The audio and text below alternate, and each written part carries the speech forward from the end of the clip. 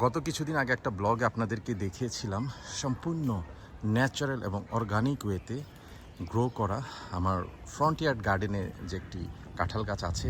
আলহামদুলিল্লাহ সিজনের প্রথম একটা কাঁঠাল হারভেস্টের জন্য আমরা পেরেছিলাম।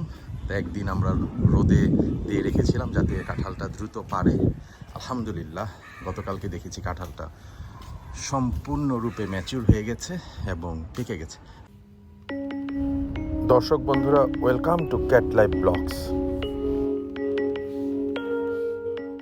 আলহামদুলিল্লাহ তার কি স্বাদ এবং সুগন্ধ! আলহামদুলিল্লাহ আল্লাহ পাকের অশেষ এক রং নেয়ামত। প্রচলিত বাগানের বাইরে যারা অ্যাকচুয়ালি সাধারণত যারা কমার্শিয়ালি কাঁঠাল গ্রো করে বা আমাদের বাজারে মার্কেটে হাটে বাজারে পাওয়া যায়, এই কাঁঠালের সাথে তার কোনো ধরনের মিল নেই।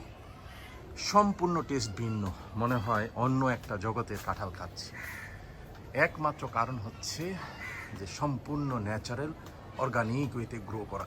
কোনো রকম এই কাঁঠালের জন্ম থেকে হারভেস্ট করা পর্যন্ত কোনো ধরনের আর্টিফিশিয়াল পেস্টিসাইড, ফাঙ্গাসাইড বা রাসায়নিক সার, কীটনাশক কিছুই দেয়া হয়নি। আলহামদুলিল্লাহ আমাদের গ্রামে গঞ্জে যেভাবে আদিমকাল থেকে সম্পূর্ণ প্রাকৃতিকভাবে কাঁঠাল গ্রো হয়ে আসছে, ঠিক সেইভাবেই এটা আমাদের একটা কাঁঠাল গাছ। আপনারা দেখতে পাচ্ছেন গোড়ার মধ্যে কাঁঠালের পাতা, বিভিন্ন ধরনের পাতা পড়ে রয়েছে। এইগুলোই কম্পোস্ট হয়ে তাকে সারের যোগান দেয়, তাকে শক্তির যোগান দেয়। দর্শক বন্ধুরা, একে একে আমরা 5টা কাঁঠাল হারভেস্ট করেছি, আজকে 4টা করেছি, আপনাদেরকে দেখাচ্ছি ইনশাআল্লাহ। আলহামদুলিল্লাহ যেহেতু এটা টেস্ট করেছিলাম একটা, কেমন হয়েছে দেখলাম, মাশাআল্লাহ খুব সুন্দর।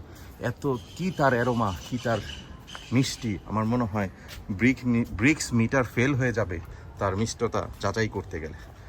অত্যন্ত সুস্বাদু ছিল। তো এটা খেয়ে যখন দেখলাম যে আলহামদুলিল্লাহ ম্যাচিউর হয়ে গেছে, তো আজকে আরও 4টা কাঁঠাল হারভেস্ট করলাম আলহামদুলিল্লাহ। চলুন আমরা দেখি।